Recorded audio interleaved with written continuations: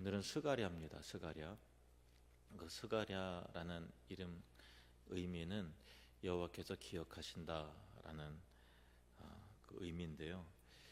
이 이름처럼 그 하나님께서는 당신의 백성들을 결코 잊지 않으시고 언약을 반드시 성취하신다라고 하는 그 메시지를 스가랴 선지자는 증거합니다.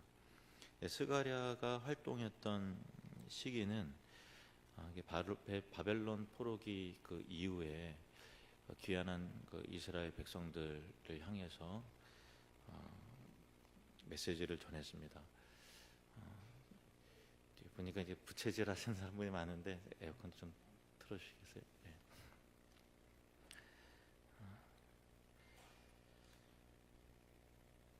바벨론 포로에서 돌아온 이스라엘 백성들이 이제 성전 재건을 시작하다가 기수석만 넣고 나서 이제 중단을 하고 나서 이제 시리와 절망에 이제 빠져 있었습니다. 왜냐하면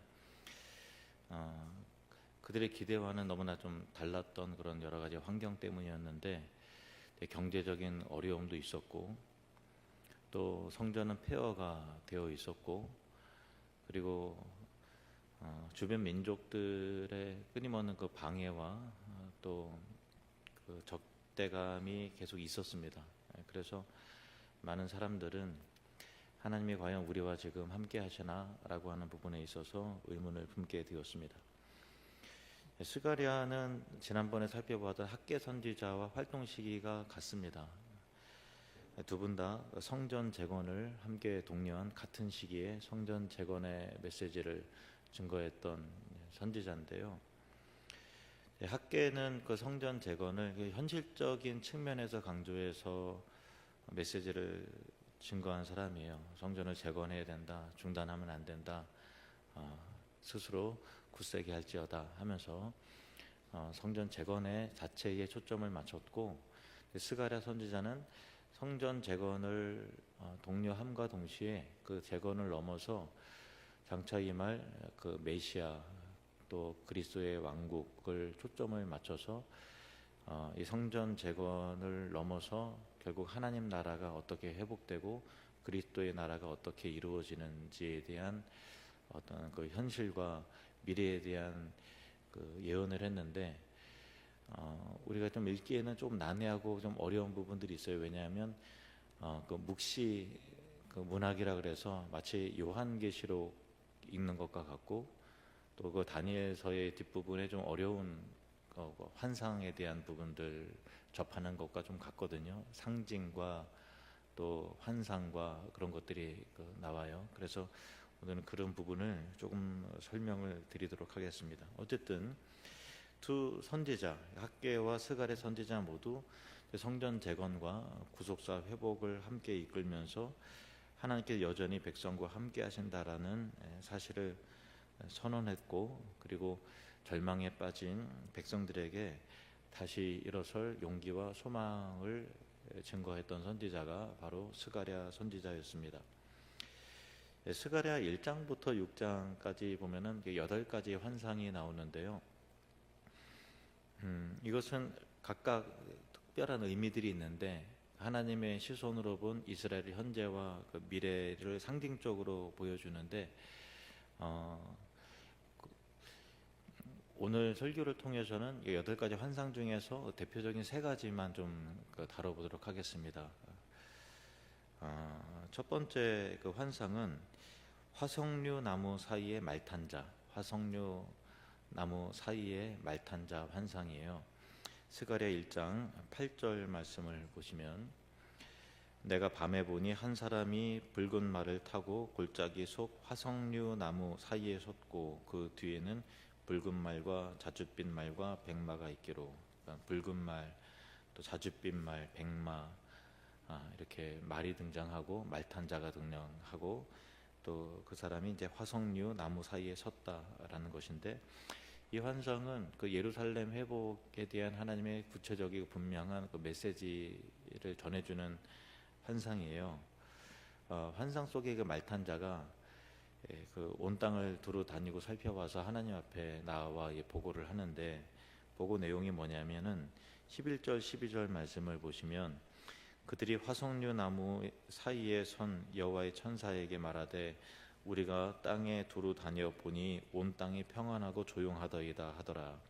여호와의 천사가 대답하여 이르되 만군의 여호와여 여호와께서 언제까지 예루살렘과 유다 성읍들을 불쌍히 여기지 아니하시려 하나이까. 이를 노하신 지 70년이 되었나이다 하매. 쉽게 말하면 온 땅에 두루 다녀보니까 세상은 다 평안합니다. 예루살렘만 빼고 이런 거예요. 그러니까 예루살렘 아직 이제 70년이 지나도록 황폐한데 이 땅을 보니까 두루 다녀보니까 다 화평하고 조용한 삶을 사는데 아직까지 예루살렘이 70년이 지나도록 회복되지 않은 것을 하나님께서 언제까지 지켜보고만 계실 겁니까? 라고 하는 질문을 던지는 거죠. 여기서 주목할 것은 화석류 나무의 그 상징성인데, 화석류 나무라는 것은 그 상록수래요. 그러니까 사계절 내내 푸르름을 잃지 않는 나무죠. 이것은 하나님의 변하지 않는 신실함과 영원한 그 사랑, 그 변하지 않는 언약적 사랑, 그것을 보여주는 그 상징입니다. 그러니까 주변 환경이 척박하고 또 예루살렘이 아직 황폐해 있다 할지라도 화석류 나무처럼 하나님의 언약과 이스라엘 향한 마음과 사랑은 변함없다, 한결같다라고 하는 메시지예요. 이것은 우리 현실과도 같죠. 우리가 보기에는 문제가 해결되지 않고 또 황폐하고 이제는 괜찮아지려나 보면 여전히 어렵고 힘든 상황 속에서 하나님이 우리를 기억하지 않으시는 것 아닐까, 내 상황과 형편을 잊으신 건 아닐까.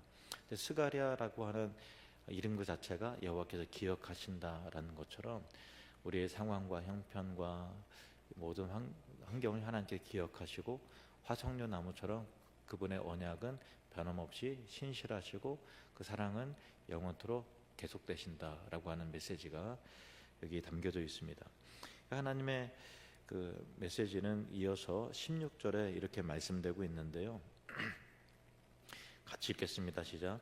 그러므로 여호와가 이처럼 말하노라. 내가 불쌍히 여김으로 예루살렘에 돌아왔은즉 내 집이 그 가운데에 건축되리니 예루살렘 위에 먹줄이 쳐지리라. 만군의 여호와의 말이니라. 건축하려면 먹줄을 치잖아요. 먹줄을 쳐서 수평을 잡고 하듯이 이제 건축이 시작되게 될 것이다. 회복될 것이다. 내가 예루살렘에 돌아왔은즉 불쌍히 여김으로 돌아왔은즉 내 집이 그 가운데 건축될 것이다. 그리고 더 나아가서 17절에 보면은 이제 나의 성읍들이 넘치도록 다시 풍성해질 것이다라고 말씀하세요. 그러니까 예루살렘 회복될 것이고 풍성해질 것이다. 단순히 어떤 물질적인 그런 뿐만 아니라 그것 너머의 영적인 풍성함이 그 땅 가운데 예루살렘에 이르게 될 것이다라고 하는 공동체적 영적 회복을 의미합니다. 그러니까 하나님은 우리의 고통과 절명을 외면하지 않으시고 보이지 않는 곳에 일하고 계시고 또 황량한 들판에 서 있는 것 같다 할지라도 하나님은 신실하게 당신의 언약을 지키시고 기억하시고 이루신다라고 하는 성취하신 하나님, 기억하신 하나님, 이것이 그 화석류 나무의 말탄자 환상에 대한 메시지예요. 그러니까 다 평안한데 아직까지 예루살렘은 황폐합니다. 내가 반드시 예루살렘을 회복하게 할 것이고 먹줄이 쳐질 건축이 이루어지게 될 것이며 그 성읍이 다시 풍성해질 것이다 라고 하나님은 분명하게 말씀을 하셨습니다. 두 번째 환상은 대제사장 여호수아 환상이에요. 여기서 여호수아는 우리가 여호수아면은 출애굽할 때 그 모세의 후계자 여호수아 장군을 떠오르는데 이름은 같죠. 근데 여기서는 이제 대제사장 여호수아입니다. 대제사장 여호수아. 이 환상은 우리에게 큰 위로와 희망을 주는데 이 환상은 대제사장 여호수아가 사탄에게 고발당하는 장면으로 시작이 돼요. 가만히 보니까 그 대제사장 여호수아는 더러운 누더기와 같은 옷을 입고 있어요. 그리고 사탄은 그를 고발하며 정죄합니다. 스가랴 3장 1절 말씀 보시면 대제사장 여호수아는 여호와의 천사 앞에 섰고 사탄은 그의 오른쪽에 서서 그를 대적하는 것을 여호와께서 내게 보이시니라. 또 3절 스가랴 3장 3절에 여호수아가 더러운 옷을 입고 천사 앞에 서 있는지라. 그 대제사장이라 할지라도 그 더러운 옷을 입고 있다라고 하는 특별한 의미가 있죠. 왜냐하면 대제사장은 거룩하게 구별된 사람이잖아요. 그리고 우리 인간과 하나님과의 어떤 그 중간에 서서 중보자적인 역할을 하는 사람이 대제사장이고, 아무라도 하나님 앞에 나아갈 수 없지만 대제사장은 1년에 한 차례씩 지성소에 가장 가까이 하나님의 은혜의 보좌 가운데 가장 가까이 나아갈 수 있는 사람이 대제사장인데, 이 대제사장이라 할지라도 누더기의 옷을 입고 있다, 더러운 옷을 입고 있다라고 하는 것은 인간이 어떤 사람이라도 하나님 앞에서 다 본질적 죄인이라는 것을, 깨끗한 옷을 입을 수 없는, 깨끗한 과거와 또 내면의 세계와 그런 것이 하나님 보시기에 다 같이 그 더럽다라고 하는 것을 보여주는 거죠. 그래서 의인은 없나니 하나도 없다라고 하는 로마서 말씀처럼 그렇습니다. 의인은 없고 하나도 없다라고 하는 하나님의 그 시선으로 볼 때 누구나 다 죄인이라는 것입니다. 하지만 그를 정죄하며 대적하는 사탄을 물리치시고 하나님은 여호수아 대제사장에게 그 아름답고 깨끗한 옷을 입혀 주십니다. 이어서 4절 5절 말씀 보시면 여호와께서 자기 앞에 선 자들에게 명령하사 그 더러운 옷을 벗기라 하시고 또 여호수아에게 이르되 내가 네 죄악을 제거하여 버렸으니 내게 아름다운 옷을 입히리라 하시기로 내가 말하되 정결한 관을 그의 머리에 씌우소서 하매 곧 정결한 관을 그 머리에 씌우며 옷을 입히고 여호와의 천사는 곁에 섰더라. 이 장면은 죄로 오염된 우리의 상태에도 불구하고 오직 하나님의 은혜로 거룩하고 존귀하고 영화롭게 되는 그 오직 믿음으로 의롭다함을 받는 칭의적 구원이 무엇인지를 우리에게 환상 가운데 알려주고 있는 것입니다. 이 환상은 단지 대제사장 여호수아 한 개인의 회복을 넘어서서 이스라엘 전체를 향해서 사탄이 정죄하고 고소하고 고발하는 그 상황 속에서 이스라엘 공동체를 그리스도를 통해서 흰옷을 입게 할 것이다 라고 하는 메시아의 구속의 성취와 완성에 대한 큰 그림을 보여주고 있는 것입니다. 8절 9절 말씀을 보시면 이렇게 연결이 됩니다. 대제사장 여호수아야 너와 네 앞에 앉은 내 동료들은 내 말을 들을 것이니라. 이들은 예표의 사람들이라. 내가 내 종 싹을 나게 하리라. 만군의 여호와가 말하노라. 내가 너 여호수아 앞에 세운 돌을 보라. 한 돌에 7눈이 있느니라. 내가 거기에 새길 것을 새기며 이 땅의 죄악을 하루에 제거하리라. 여호수아와 그의 동료들은 앞으로 오실 더 큰 구원의 인물인 그 메시아 그리스도를 상징하는 예표적 인물로 여기 소개가 되고 있는 거예요. 그러니까 대제사장 그 여호수아 회복이라고 하는 역사적 상황을 넘어서서 그를 메시아의 예표로 세우심으로써 장차 이루실 구속의 완성을 선언하는 것입니다. 한 싹을 또 돌이신 메시아를 통해서 모든 죄악을 하루에 단번에 제거할 것이다. 십자가 구속의 사건을 예고하고 있습니다. 현대를 살아가는 우리에게 이 메시지는 특별히 참 중요하죠. 우리는 여호수아가 더러운 옷을 입은 것 같이 절망스럽고 누더기와 같은 옷을 입는 것 같이 우리도 이 세상 살면서 세상의 문화에 젖어들고 또 끊임없는 경쟁과 또 비교와 또 치열함 속에서 순전한 마음을 우리는 자꾸 빼앗기고 잃어버릴 때가 참 많습니다.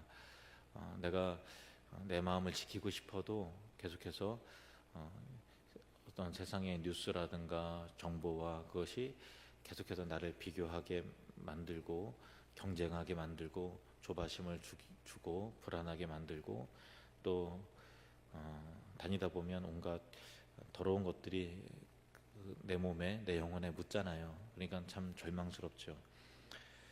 하지만 이 환상은 하나님의 은혜는 우리의 완벽함에 근거하지 않는다. 하나님의 은혜는 우리의 부족함에도 불구하고 우리를 아름다운 옷으로 덧입히시는 놀란 하나님의 사랑이다라는 것을 깨닫게 합니다. 누더기와 같은 옷을 입었다 할지라도 그 옷을 벗기고 아름다운 의의 옷을 입혀주시는, 그리고 우리 안에 존귀의, 우리 머리에 존귀의 영화로운 관을 씌우시는 우리 하나님을 찬양합니다. 이 은혜를 기억하고 우리를 정죄하는 사탄의 고발에 흔들리지 않기를 바랍니다. 그리스도 안에서 우리는 새로운 신분, 하나님의 자녀가 되었다라는 것을 꼭 기억하시기를 바라요. 로마서 8장 1절 2절 말씀 우리 함께 믿음으로 선포합니다. 그러므로 이제 그리스도 예수 안에 있는 자에게는 결코 정죄함이 없나니 이는 그리스도 예수 안에 있는 생명의 성령의 법이 죄와 사망의 법에서 너를 해방하였음이라. 아멘. 세 번째 환상은요, 순금 등잔대와 두 감람나무 환상이요. 순금 등잔대와 두 감람나무 환상. 스가랴 4장 2절에서 3절 말씀을 보시면, 그가 내게 묻되 내가 무엇을 보느냐? 내가 대답하되 내가 보니 순금 등잔대가 있는데 그 위에는 기름 그릇이 있고 또 그 기름 그릇 위에 7 등잔이 있으며 그 기름 그릇 위에 있는 등잔을 위에서 7 관이 있고 그 등잔대 곁에 두 감람나무가 있는데 하나는 그 기름 그릇 오른쪽에 있고 하나는 그 왼쪽에 있나이다 하고, 이 환상은 두 감람나무, 순금 등잔대와 두 감람나무 환상은 하나님의 일이 사람의 힘과 능력에 달려 있지 않고 오직 하나님의 능력, 성령의 역사를 통해서 이루어지는 결과다라는 것을 강조하는 그 상징 예언입니다. 스가랴 4장 6절은 굉장히 유명한 말씀인데요. 4장 6절 같이 읽겠습니다. 시작. 그가 내게 대답하여 이르되 여호와께서 수룹바벨에게 하신 말씀이 이러하니라. 만군의 여호와께서 말씀하시되 이는 힘으로 되지 아니하며 능력으로 되지 아니하고 오직 나의 영으로 되느니라. 아멘. 그 수룹바벨은 이제 총리였어요. 그러니까 성전을 재건해야 되는 그 과업 가운데 놓인 막중한 사명이 있는데 지치는 거예요. 현실적으로는 성전이 도저히 다시 재건될 것 같지 않은 그런 여러 가지 그 암담한 상황 속에서 그의 마음은 좌절과 절망을 겪고 있었거든요. 그러니까 이 당시에 두 그 정치적인 리더 그리고 영적 리더는 누군가 하면은, 정치적 리더는 수룹바벨이었고 영적 리더는 이 대제사장 여호수아였습니다. 그러니까 앞서서 말한 그 대제사장 여호수아가 참 내가 죄인이라, 내가 참 부족한데 과연 자격이 있을까? 내 대제사장이 하지만 직분은 그렇지만 한낱 인간에 불과하잖아요. 내가 이만한 제목이 아니라는, 감히 그런 일들을 감당할 만한 깜이 안 된다라는 것을 누구보다도 더 잘 알고 있는 사람이 바로 이 대제사장 여호수아였는데, 그의 더러운 옷을, 그러니까 마귀가 정죄하고 너가 대제사장 과연 합당하냐, 너의 썩은 냄새나는 삶을 보라, 너의 어두운 과거를 보라 하면서 사탄이 정죄하고 판단할 때 잔뜩 여호수아는 위축되어 있었을 거예요. 근데 이 메시지를 통해서 이 진정한 그 복음의 해방, 자유를 대제사장 여호수아는 누리면서, 그렇지, 나의 힘과 능력으로 되는 것이 아니라 나를 의롭게 해주시고 나에게 아름다운 제 옷과 면류관을 씌우시는 하나님의 은혜로 되는 거야 라는 것은 이 복음의 진리를 당차 오실 그리스도의 메시지를, 이제 성취될 그리스도를 기초로 한 복음의 메시지를 통해서 회복됐겠죠. 스룹바벨도 마찬가지입니다. 스룹바벨도 총리였어요. 얼마나 암담해요. 이거를 하나님의 뜻 가운데 성취해야 되는데 경제적인 상황도 도저히 그럴 것 같지 않고 영적인 상황도 암담하고 백성들은 낙심해 있고 절망해 있고 누구 하나 도와주는 사람도 없고 하는 속에서 얼마나 스룹바벨은 이 스트레스와 압박과 무거운 책임감이 얼마나 많았겠어요. 근데 이 메시지를 통해서 이것은 사람의 능력과 힘으로 되는 것이 아니라 오직 나의 영으로 되느니라 라고 하는 말씀을 통해서 굉장한 큰 위로와 회복을 얻게 되는 것입니다. 여기에서 순금 등잔 때는 이제 하나님의 임재와 이 계시의 빛을 상징하는 거예요. 등잔 때는 이제 성소 안에 있잖아요. 지성소 안에 있습니다. 순금 등잔 때를 통해서 하나님의 임재와 계시의 빛을 상징하는 것이고, 두 감람나무는 누구를 상징하는가 하면은 대제사장 여호수아와 그리고 이 스룹바벨을, 총독 스룹바벨을 상징하는 표현입니다. 그래서 여기서 주목할 것은 등잔대가 자동으로 기름을 공급받는 구조라는 것인데, 사람이 일일이 기름을 보충하지 않아도 감람나무에서 직접 기름이 등잔대로 흘러나와서 어둠을 밝히는데, 이제 그 성령의 기름 부음을 받은 두 감람나무, 그러니까 대제사장 여호수아와 스룹바벨을 통해서 하나님께서 역사하심을 통해서 이 일을 반드시 이루실 것이다 라고 하는 메시지입니다. 자, 스가랴 4장 7절 말씀을 보시면 같이 읽겠습니다. 시작. 큰 산아 내가 무엇이냐, 내가 스룹바벨 앞에서 평지가 되리라. 그가 머릿돌을 내놓을 때에 무리가 외치기를 은총 은총이 그에게 있을지어다 하리라 하셨고, 아멘. 스룹바벨 앞에 큰 산이 놓였어요. 스룹바벨이 느낄 때는 도저히 그 산을 넘을 수가 없어요. 해결할 방법이 없어요. 그런데 큰 산아 내가 무엇이냐, 내가 스룹바벨 앞에서 평지가 되리라. 아무리 큰 장애물과 어려움이 있어도 하나님께서 그것을 평지가 되게 하시면 평지가 되는 거죠. 그 은혜가, 그 은총이 그에게 있을지어다 라고 하는 그 은혜의 메시지가 있는 것입니다. 참 놀랍죠. 그래서 실제로 이 스룹바벨은 이 메시지를 통해서 어려움을 극복하고 성전을 이제 완공을 합니다.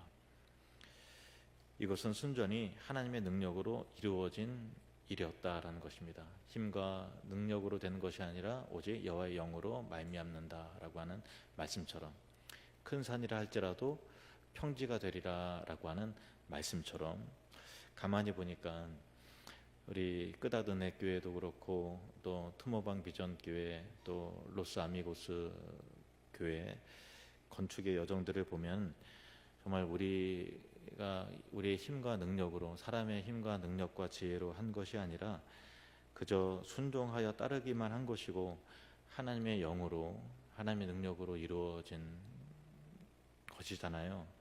그냥 뭐 우리가 하나님께 영광 올려드리기 위한 겸손의 표현으로 하는 게 아니라 실제로 그랬던 것이죠. 그래서 앞으로 비전 11만의 네 번째 교회, 또 다섯 번째 교회가 우리가 매주마다 비전 11만을 선포하고 믿음으로 선포하고 있는데, 그것이 어느 시기에 또 어떤 방법으로 이루어질지 모르지만, 그러나 우리 눈앞에 큰 산처럼 보인다 할지라도 이 스룹바벨 앞에서 평지가 되리라라고 하는 말씀처럼 우리 하늘드림 교회 앞에서, 여러분의 눈앞에서 평지처럼 낮아지게 되는, 도저히 감당할 수 없는 어려운 문제가 아니라 하나님의 영으로 말미암아 성전이 재건되는 그런 이 스룹바벨 여호수아를 통해서 성전이 재건되었던 것처럼, 비전 11만에 그것도 우리의 힘과 능력으로 되는 것이 아니라 오직 하나님의 능력과 지혜와 뜻으로 평지처럼 낮아지게 되는 은혜 속에서 이루어지게 될 줄로 믿습니다. 개인적인 차원에서도 이 메시지는 굉장히 중요하죠. 우리 인생에서도 우리 자신의 의지와 능력과 어떤 도덕적인 노력에 의존해서 할 수 있는 것이 얼마나 되겠습니까? 우리 인생 가운데 큰 산처럼 보여지는 그런 어려운 부분도 하나님의 능력으로, 하나님을 의지할 때 변함없으신 하나님의 사랑, 스가랴라고 하는 그 이름에 담긴 것처럼 여호와께서 기억하신다라고 하는 것을 메시지처럼 우리 안에 예수 그리스도께서 살아계시고 여러분을 향한 하나님의 언약적 사랑이 전혀 흔들리지 않고 계속해서 기억된다면 하나님께서 반드시 여러분의 인생을 새롭게 재건되게 해 주실 줄로 믿습니다. 스가랴 9장은 우리에게 가장 익숙하면서도 강력한 메시지, 그 메시아 예언을 담고 있는데요. 스가랴 9장 9절 말씀을 보시면 시온에 따라 크게 기뻐할지어다 예루살렘에 따라 즐거이 부를지어다 보라 내 왕이 내게 임하시나니 그는 공의로우시며 구원을 베푸시며 겸손하여서 나귀를 타시나니 나귀의 작은 것 곧 나귀 새끼니라. 굉장히 유명한 구절이죠. 예수님께서 예루살렘 성에 입성하실 때 그 나귀를 타고 들어가시는 그 장면에서 인용되는 그런 구절입니다. 예수님께서는 권력과 폭력과 세상의 힘의 방식이 아니라 겸손과 평화의 방식으로 다스리시는 겸손의 왕이시, 평안강의 왕이시라는 것을 선명하게 보여줍니다. 당시 왕들은 보통 이제 군말을 타고 위풍당당하게 그렇게 입성을 하는데 말은 전쟁과 권력의 그 상징이었습니다. 하지만 메시아 그리스도께서는 나귀를 타고 오신다라는 것입니다. 나귀는 평화와 겸손의 상징이죠. 더 놀라운 것은 이어지는 10절 말씀을 보시겠습니다. 9장 10절 말씀을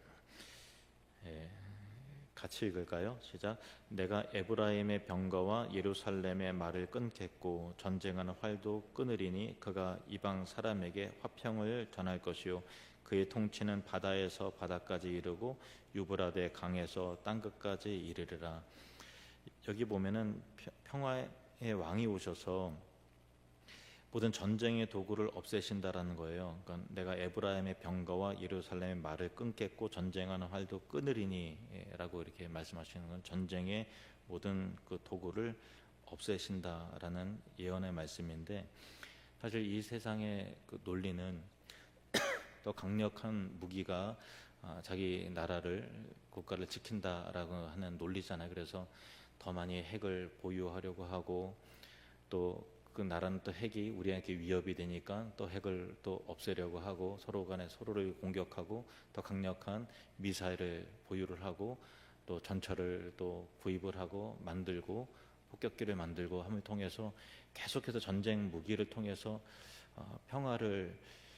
억지 평화를 지켜내려고 그러잖아요. 우리가 이 세상 살면서는 어쩔 수 없죠. 우리가 인간은 다 이기적이고 또 죄인이라 그런 방식으로 이렇게 하는 것을 마땅하다고 생각하지만, 그러나 아이러니하게도 더 강력한 무기를 통해서 정말 평화가 이루어지나요? 일시적인 걸지 모르겠지만 누군가 더 강력하고 누군가 더 강력해서 계속해서 시속 게임하면서 언젠가는 더 큰 전쟁으로 연결이 되는 것을 우리는 경험적으로 보게 됩니다. 이상적으로 그러면서 무기를 안 만들어도 된다, 그 얘기는 아니고, 이 세상의 나라는 그렇다라는 말씀을 드립니다. 그러나 메시아 왕국은 이 세상 나라와 전혀 다르다는 거예요. 무기를 통해서 더 강력한 어떤 상대방을 제압하고 더 많은 총구를 가지고 미사일을 동원해서 평화를 지켜내는 억지 평화가 아니라 우리 사람의 내면을 바꾸는 진정한 평안이 이루어지는 거죠. 미움이 사라지고 서로 용납하고 용서하는 그 복음의 전리적 변화를 통해서 진정한 평화를 오직 그분만이 만들어내실 수 있다라는 것입니다. 복음만이 정답인 것이죠. 예수께서 오시면 진정한 평화와 진정한 하나님 나라가 이루어지게 될 것이다 라고 하는 약속의 메시지인 것입니다. 그래서 정치적인 통치가 아니라 하나님의 평화와 의가 온 땅에 충만할 것이라는 약속인데, 어떻게 그리스도의 통치가 바다에서 바다까지 이르고 강에서 땅끝까지 이르게 될까요? 바로 복음을 통해서입니다. 선교를 통해서입니다. 그러므로 모든 교회와 성도들은 그리스도의 통치가 오늘 본문에 약속된 대로 바다에서 바다까지 이르고 강에서 땅끝까지 이르게 될 것이다 라는 것처럼 기도하고 복음을 위해서 협력하며 선교의 도구와 통로가 되어야 될 것입니다. 스가랴가 전한 메시지의 핵심은 결국 예수 그리스도 안에서 완성됩니다. 주님은 우리의 더러운 옷을 벗기시고 의의 새 옷을 입히시는 분이십니다. 성령의 능력으로 우리 안에서 역사하시는 분이시고 겸손한 모습으로 우리에게 오셔서 평화를 주시는 왕이십니다. 무엇보다 그분은 우리를 잊지 않고 기억하시는 하나님이십니다. 우리가 실패할 때도, 절망할 때도, 포기하고 싶을 때도, 우리가 심지어는 죄를 지었을 때도 여전히 우리를 기억하시고 회복의 역사를 이루어 가신다라는 것입니다. 이것이 바로 스가랴가 전했던, 또 우리에게 전하고자 하는 궁극적 메시지이며 우리가 오늘 붙들고 살아가야 할 절대적 소망입니다.